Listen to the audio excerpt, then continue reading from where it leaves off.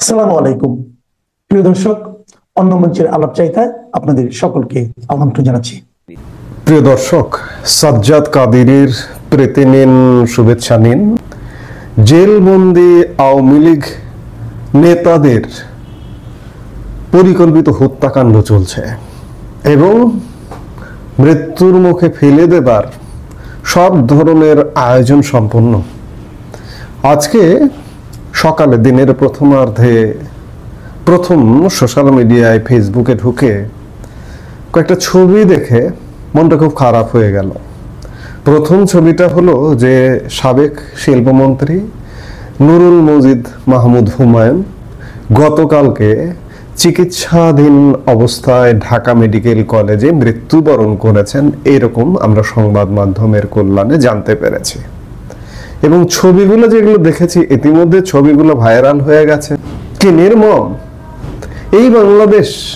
কল্পনা করতে পারেন এই নুরুল মজিদ মাহমুদ হুমায়ুনকে একজন ভিভিআইপি, একজন রাজনীতিবিদ, একজন রাজবন্দী। তিনি চারবারের এমপি, দুবারের মন্ত্রী, তিনি একজন বীর মুক্তিযোদ্ধা, দীর্ঘদিন রাজনীতি করছেন, একজন বর্ষিয়ান রাজনীতিবিদ। তার সাথে রাষ্ট্র কি আচরণ করছে দেখুন। একজন রাজবন্দির দায়িত্ব রাষ্ট্রের। চুরি করেননি তো তিনি, ডাকাতি তো করেননি, তিনি তো রাজবন্দি। তাকে কি কারণে বন্দি করে জেলখানায় আটকে রাখা হয়েছিল?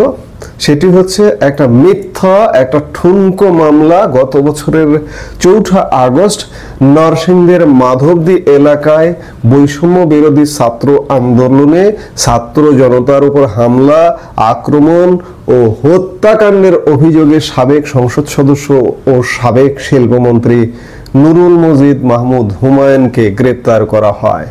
আওয়ামী লীগ সরকার পতনের পর গত বছরের সেপ্টেম্বরে রাজধানীর গুলশান থেকে তাকে গ্রেপ্তার করে র্যাব। এরপরে তিনি ঢাকা কেন্দ্রীয় কারাগারে বন্দী ছিলেন, কোন রকম জামিন তার হয়নি। রাজনৈতিক প্রতিহিংসা এবং রাষ্ট্রীয় অবহেলার শিকার হয়ে কারাগারে মৃত্যুবরণ করলেন সাবেক শিল্পমন্ত্রী ও বীর মুক্তিযোদ্ধা অ্যাডভোকেট নুরুল মজিদ মাহমুদ হুমায়ুন। দীর্ঘদিন ধরে একটি মিথ্যা মামলায় কারাভোগ করছিলেন তিনি। কারাগারে গুরুতর অসুস্থ হয়ে পড়লেও তাকে সুচিকিৎসা থেকে বঞ্চিত করার অভিযোগ উঠেছে। পারিবারিক এবং রাজনৈতিক সূত্রে জানা গেছে, কারাগারে থাকা অবস্থায় অ্যাডভোকেট নুরুল মজিদ মাহমুদ হুমায়ুন ডেঙ্গু জ্বরে আক্রান্ত হন। এরপর তার শারীরিক অবস্থার অবনতি হলে তাকে বঙ্গবন্ধু শেখ মুজিব মেডিকেল বিশ্ববিদ্যালয়ে ভর্তি করা হয়, কিন্তু পুরোপুরি সুস্থ হওয়ার আগে তাকে পুনরায় কারাগারে পাঠিয়ে দেওয়ার অভিযোগ উঠেছে। কারাগারে ফেরার পর তিনি ডেঙ্গুর পাশাপাশি ডায়রিয়ায় আক্রান্ত হন এবং তার শারীরিক অবস্থা মৃত্যু শয্যায় পৌঁছায়।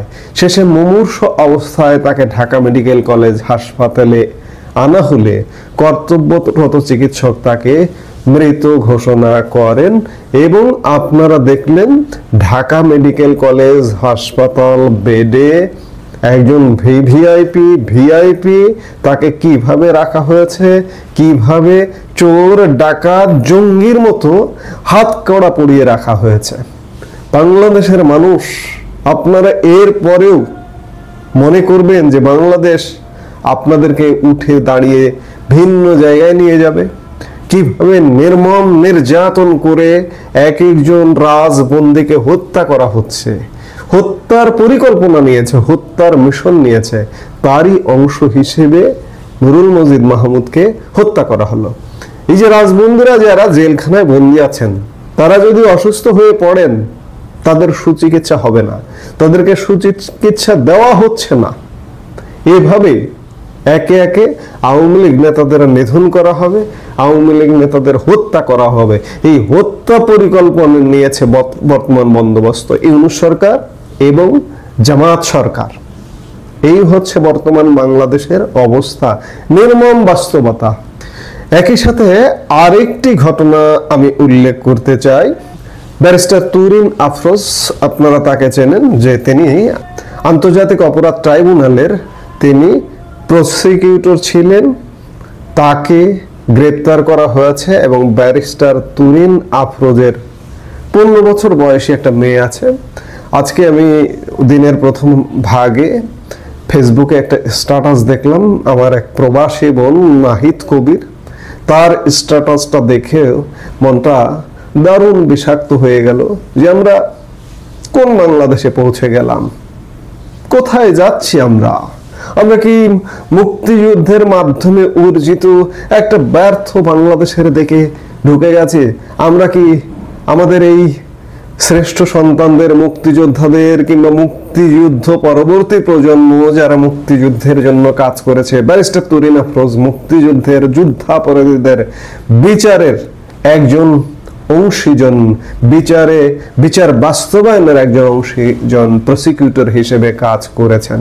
ব্যারিস্টার তুরিন আফরোজের 15 বছরের একটা মেয়ে আছে। আবার সেই বোন নাহিদ কবির লিখেছেন, আমার মেয়ের সমান এই ছোট্ট মেয়েটার মা গ্রেপ্তারের পর থেকে একা দুর্বিষহ দিন কাটাচ্ছে। মা জেলে যাওয়ার পর থেকে মামার অত্যাচার, বাড়ি দখলের জন্য। আপনারা জানেন যে ব্যারিস্টার তুরিন আফরোজের সাথে তার ভাইয়ের পারিবারিক সম্পত্তি নিয়ে একটা দ্বন্দ্ব আছে। এগুলো গণমাধ্যমে এসছে এবং আওয়ামী লীগ সরকারের সময় এগুলো গণমাধ্যমে এসছে। গতকাল আমার কন্যা সুমেধা আর না পেরে আত্মহত্যা করতে চেষ্টা করেছিল। এ খবর শুনে আতঙ্কিত হয়ে কল করলাম, বলে খালামণি আর পারি না, মরে যেতে চাই।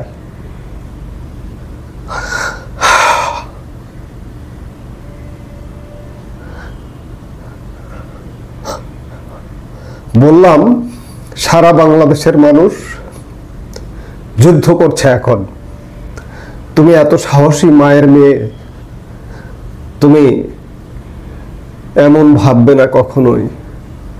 জয় আমাদের হবেই, শুধু সাহস রাখতে হবে। যারা ঢাকাতে থাকেন বাচ্চাটার পাশে থাকবেন। কি নির্মমতা! এসব কথা পড়ে, এসব পঙ্ক্তি পড়ে চুপ থাকা যায়? কান্নায় বুকটা ভেসে যায়। একজন অপরাধ করতে পারে, তাকে জেলে নিন, তিনি হলে রাজবন্দির যে স্ট্যাটাস, তাকে সেই স্ট্যাটাস দিন। একজন জেলবন্দি অসুস্থ হলে তার চিকিৎসা ব্যবস্থা করুন, কিন্তু কিচ্ছু করা হচ্ছে না। চিকিৎসা না করে আওয়ামী লীগ নেতাদের একটা নিধন পরিকল্পনা করছে। আওয়ামী লীগ নেতাদের যারা জেলবন্দি, অনেকের বিরুদ্ধে কোনো তথ্য প্রমাণ নেই, তাদের অপরাধ প্রমাণ করবার মতো ক্ষমতা নেই। এজন্য যদি কেউ অসুস্থ হয়, সেই অসুস্থ মানুষকে বিনা চিকিৎসায় মেরে ফেলবার এমন ঘটনা ঘটছে। এর আগেও একাধিক ঘটনা ঘটেছে। সর্বশেষ নুরুল মজিদ মাহমুদ হুমায়ুনের সাথে এই ধরনের ঘটনা ঘটলো। আর যারা স্বাধীনতার পক্ষের, মুক্তিযুদ্ধের পক্ষে কাজ করা মানুষ, তাদের পরিবারকে অত্যাচার করবার সব ধরনের ব্যবস্থা নেওয়া হয়েছে, যেটির উদাহরণ ব্যারিস্টার তুরিন আফরোজের মাত্র 15 বছরের কন্যার অবস্থাটা আমরা জানতে পারলাম আমাদের বোন নাহিদ কবিরের বার্তায়। আমরা এই বাংলাদেশে উপস্থিত হয়েছি। এই বাংলাদেশ থেকে উদ্ধার পেতে হবে আমাদের। বাংলাদেশের মানুষকে জাগতে হবে। এভাবে ইমোশনাল হয়ে এসে কথা বলা ঠিক না, কিন্তু আমি ইমোশন ধরে রাখতে পারছি না। বিশেষ করে ব্যারিস্টার তুরিন আফরোজের মেয়ের আত্মহত্যা চেষ্টার খবর শুনে, আমি তুরিন আফরোজের সাথে আমার কখনোই দেখা হয়নি, তুরিন আফরোজের মেয়ের সঙ্গেও আমার কখনোই দেখা হয়নি, কিন্তু আমি মুক্তিযুদ্ধের পক্ষের একজন মানুষ। ব্যারিস্টার তুরিন আফরোজ মুক্তিযুদ্ধে অপরাধীর জন্য, অপরাধীদের বিচারের প্রক্রিয়ার একজন সঙ্গী ছিলেন। সেই জন্য আমার অনুভূতি, আমার কান্না, বাংলাদেশের মানুষ আপনাদের জাগতে হবে। জাগা ছাড়া বাংলাদেশকে কেউ রক্ষা করতে পারবে না। আপনারা জানেন যে গতকাল আওয়ামী লীগের সাবেক মন্ত্রী জনাব নুরুল মজিদ মাহমুদের মৃত্যু হয়েছে জেলখানায়, জেল প্রকোষ্ঠে। নির্যাতনের মাধ্যমে ওনাকে হত্যা করা হয়েছে। এবং আজ যখন ওনার জানাজা পড়ানোর কথা, ওই সময় প্রশাসন এলাকায় কোনো মাইকিং না করতে এবং লাশ দ্রুত দাফন দেওয়ার জন্য প্রচন্ড চাপ দিতে থাকে। সেই অবস্থায় ওনার পরিবার, আত্মীয় স্বজন সকলে মিলে ওনার জানাজা পড়ায়, কিন্তু কোনো মাইকিং বা কোনো কিছু না করার পরও মানুষের ঢল নামে ওনার লাশ শেষ মুহূর্তে একটিবার দেখার জন্য যে এলাকার নেতা মারা গিয়েছেন, তার প্রতি ভালোবাসা থেকেই মানুষের ঢল নামে। সাবেক শিল্পমন্ত্রীর জানাজার দৃশ্য, এবং দেখলেন আব্দুল্লাহ তাহের, যিনি আমেরিকাতে গিয়ে দুই কাঁধে সম্ভবত প্রচন্ড পাখা গজিয়েছে, যিনি ভারত আক্রমণের পরিকল্পনা সাজিয়ে সেটা আবার পাবলিকলি প্রচার করছে। এবং আপনারা সব এই বিষয়টা আলোচনা করার আগে আপনাদেরকে ছোট্ট একটি বিষয়, 1 মিনিট সময় নেব আপনাদের।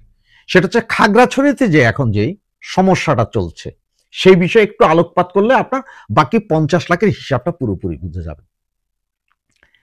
বাংলাদেশের খাগড়াছড়িতে এখন যে আগুন জ্বলছে সেটা নিয়ে স্বরাষ্ট্রমন্ত্রী উনি বললেন যে এখানে ইন্ডিয়া এবং আওয়ামী লীগের হাত আছে।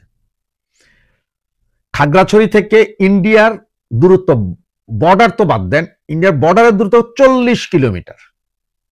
এই জায়গায় 40 কিলোমিটার ইন্ডিয়ার। আর খাগড়াছড়ির যে অবস্থা, খাগড়াছড়িতে এখন যাদের সাথে লেগেছে তারা হচ্ছে যে বৌদ্ধ ধর্মাবলম্বী। তারা আমাদের খাগড়াছড়ি, রাঙামাটি, পার্বত্য চট্টগ্রাম পুরোটাই হচ্ছে যে ম্যাক্সিমাম 50%-এর উপরে বৌদ্ধ ধর্মাবলম্বীরা এখানে বসবাস করে।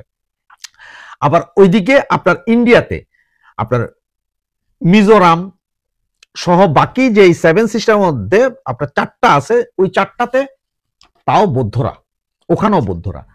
আবার আপনার আরাকান রাজ্য যেটা আছে আমাদের বার্মার আরাকান রাজ্য, সেটাও বৌদ্ধরা। এই যে আরাকান রোহিঙ্গা মুসলমানরা যে বাংলাদেশে ঢুকেছে কেন, সেটা হচ্ছে সেখানে বৌদ্ধদের নৃশংসতার কারণে।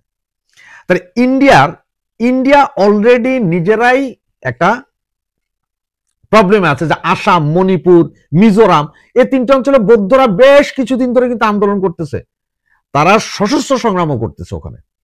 ইন্ডিয়া ওইটা ঠেকাইতে ব্যস্ত। ওইটা ঠেকাইতে যায় ওরা আবার এখানে খাগড়াছড়িতে আপনার বুদ্ধিস্টদের সাথে আইসা তাল দিয়া তো বুদ্ধিস্টদেরকে আবার উস্কাবে না। কারণ আপনি একটু ভালো করে দেখেন, যদি পার্বত্য আমাদের এই খাগড়াছড়িটা যদি বুদ্ধিস্টরা যদি দখল করে নেয়, সাথে সাথে কোথায় যাবে? মনিরামপুর, মিজোরাম, এগুলো সব পুরো ওই অঞ্চলটা সব আরাকান আর্মি যে বুদ্ধিস্ট, এরা সব একে বলো যে এটাই নতুনদের, যেটা কথা বারবার বলা হচ্ছিল যে খাগড়াছড়ি থেকে শুরু করে এদিকে পুরোটা। আপনারা অনেকে হয়তো জানেন না খাগড়াছড়িটা মানে কোথায়। ভাই, খাগড়াছড়ি একদম ফেনীর পরে, মানে আমাদের চিটং শহর। ঢাকা থেকে চিটং যাইতে আপনার যদি বিমানে যান তাহলে খাগড়াছড়ির উপর দিয়ে যাইতে আপনার 20 মিনিটের মতো। ফেনীর পরপরই খাগড়াছড়ির শুরু, খাগড়াছড়ি ফেলে এরপরে চিটং এর দিকে। সুতরাং এখন বুঝে দেখেন যে খাগড়াছড়ি থেকে আবার ফেনী নদী অনলি ফর 20 মিনিটের দূরত্ব। আর যদি খাগড়াছড়ি হাতছাড়া হয় তাহলে ফেনী নদীর দখল নিতে লাগবে মাত্র 2 থেকে 2.5 ঘন্টা। তো এই অংশ তো চলে যাবে গা। তাহলে ইন্ডিয়ার কি এমন প্রফিট আছে যে ওরা খাগড়াছড়িতে উস্কাবে? কারণ এরা নিজেদের পাশার বিষয় বাঁচে না। নিজেদের 3টা অঞ্চল 4টা অঞ্চলই অলরেডি ওখানে বৌদ্ধরা আন্দোলন করতেছে, তারা আবার বাংলাদেশের এটা আন্দোলন করাবে। ওইদিকে মায়ানমারের রোহিঙ্গা সরি বলতেছি, আরাকান রাজ্যের ওখানেও আপনার কি বলে এই বুদ্ধিস্টরা আছে। তো এরা তো আগে থেকে, এটা তো অনেক আগে, এটা ডিপ স্টেটের খেলা, অনেক আগে থেকেই চাচ্ছিল যে আরাকান, খাগড়াছড়ি, ফেনী সহ মিজোরামপুর, মনিরামপুর এগুলো সব দখল করে একটা আলাদা বুদ্ধিস্ট রাষ্ট্র গঠন করার জন্য। এটা তো ডিপ স্টেটের খেলা। 29 মিলিয়ন টাকা শুধু শেখ হাসিনাকে ফেলে দেওয়ার জন্য না, ওই টাকা থেকে এগুলোও আছে। তো এই জিনিসটা বুঝতে হবে যে আপনার আসলে কাহিনীটা কি। এখন দেখেন আমাদের স্বরাষ্ট্রমন্ত্রী কি বললেন, ইন্ডিয়ার হাত আছে। ভাই, অনেক আগে যখন আপনার আদবানি ছিল ইন্ডিয়ার স্বরাষ্ট্রমন্ত্রী, তখন উনি একসময় বলেছিলেন যে বাংলাদেশ থেকে অবৈধ অধিবাসীরা ইন্ডিয়াতে ঢুকে সন্ত্রাসী কর্মকাণ্ড চালাচ্ছে। ওই সময়কার তৎকালীন সময়ের পররাষ্ট্রমন্ত্রীর নামটা ভুলে গেছে ভাই, আপনি কেউ হয়তো জানতে পারেন। পররাষ্ট্রমন্ত্রী বলেছিলেন যে আপনি আসুন, আমরা হেলিকপ্টার দিচ্ছি। বাংলাদেশের পররাষ্ট্রমন্ত্রী বলছে আমরা হেলিকপ্টার দিচ্ছি আদবানি সাহেব, আপনি আমাদের হেলিকপ্টারে বাংলাদেশে আসুন, এসে দেখে যান এখানে কোনো সন্ত্রাসী কর্মকাণ্ড নেই। ঠিক 24 ঘন্টা পার হইতে পারে নাই, ওই সময় ময়মনসিংহের ছায়াবিথি সিনেমা হলে ব্যাপক বোমা হামলা হয়েছিল, মনে 4 জন না 5 জন মারা গেছে, তার মানে সন্ত্রাসীরা আছে, তার প্রমাণ। এখন সেই অবস্থায় এটা কূটনীতিক শিষ্টাচার বহির্ভূত।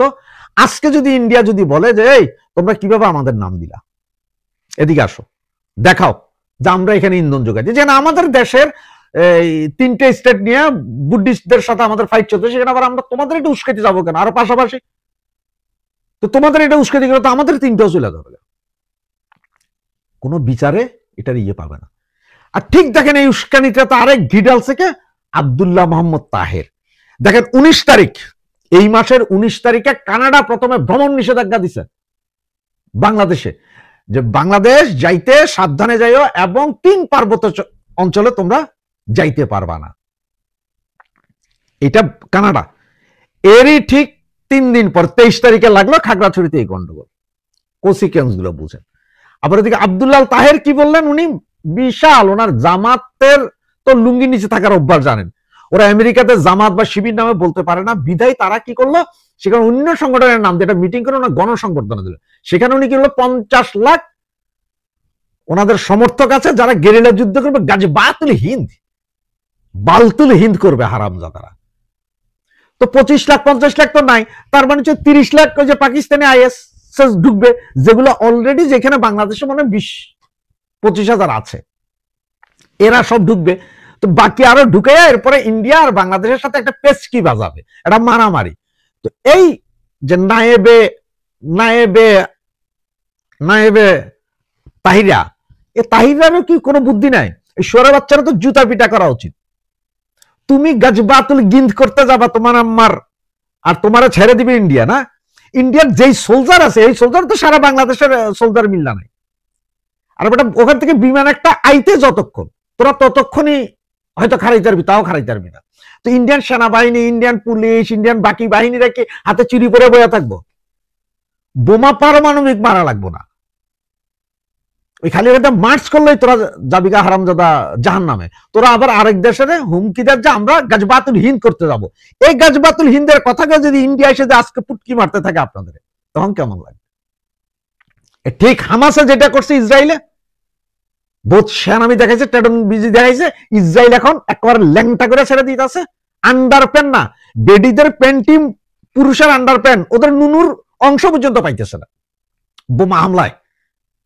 গাজবাতুল হিন্দ করতে গেছে তাইরা। ওনার নাকি 50 লক্ষ নাকি ওনার সোলজার আছে, জঙ্গি, এবং এদের ট্রেনিং ম্যাক্সিমাম হইতেছে পাকিস্তান। ওই যে দেখেন একটা জঙ্গি মারা গেছে অলরেডি পাকিস্তানে, জঙ্গি ট্রেনিং দিতে যায় মারা যায়। তাদের আইনা অযথা ইন্ডিয়ার লগে একটা পেস কি, মানে ইন্ডিয়ার সুযোগ দিয়ে দিতেছে হাতে, বাবা তোমরা আসো, আইসা আমাদেরকে মাইরা যাও, আমরা পাছা তুলে রাখছি, আমাদের মারো তোমরা ইচ্ছা মতো। এই হচ্ছে যে বর্তমানে বাংলাদেশের পরিস্থিতি। 47-এ যাবেন আপনি, তো 47-এ গেলে যে কাপ্তাই হ্রদ, যেটা 1960 সালে কাপ্তাই হ্রদ তৈরি করা হয়, ওই সময় 2 লক্ষ চাকমাকে উচ্ছেদ করা হয়, যারা এখন ইন্ডিয়ার অরুণাচল প্রদেশে আছে, যেটা নিয়ে ইন্ডিয়া এখনো বলে যে এগুলো সব বাঙালি ফেরত নাও। তো ওনারা 47-এ যান আপনারা, ওই 2 লাখ টাকা 20 লাখ হয়েছে, সব পাঠাইবো। 47-এ বিভাগ ছিল মুসলমান আর হিন্দুতে, হিন্দু রাষ্ট্র ইন্ডিয়া। এখন ইন্ডিয়াতে যে 30 কোটি মুসলমান আছে, সব এখানে পাঠাইবো। আর আপনারা পাঠাবেন কত? সর্বোচ্চ না 1 কোটি হিন্দু পাঠাইবেন, পাঠান 30 কোটি মুসলমান পাঠাইবে এখানে। 47-এ যান। সুতরাং আপনি একটু চিন্তা করেন যে অযথায় স্বরাষ্ট্রমন্ত্রী কোনো কোয়ালিটি নাই, কূটনৈতিক শিষ্টাচার বহির্ভূত কথা বলে, এবং এই যে নায়েবে মোহাম্মদ কামলা তাহের, হেও যায় উল্টাপাল্টা কথা বলে।